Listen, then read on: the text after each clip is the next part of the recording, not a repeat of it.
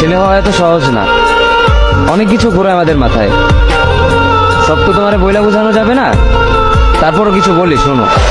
আমরা ছেলেরা বউর সামনে মার সাথে ভালো করে কথা বললে মারা চলে থাকা সন্তান, আবার মার সামনে বউর সাথে ভালো করে কথা বললে বউর গোলাম। নিজের ছেলে মেয়েদের যদি মারি আমাদের দয়া মায়া নাই, আর ওই ছেলে মেয়েদের যদি কিছু না বলি আশকারা দিতেছি।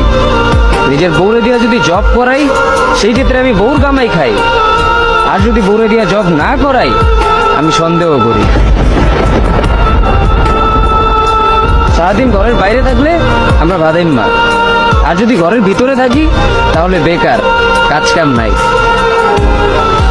আর এই তোমাদের মেয়েদের গায়ে যদি আমরা ভুলেও টাচ করি না আমরা নির্যাতক, আর যদি তোমরা মেয়েরা আমাদের গায়ে হাত তুলো আমরা কাপুরুষ।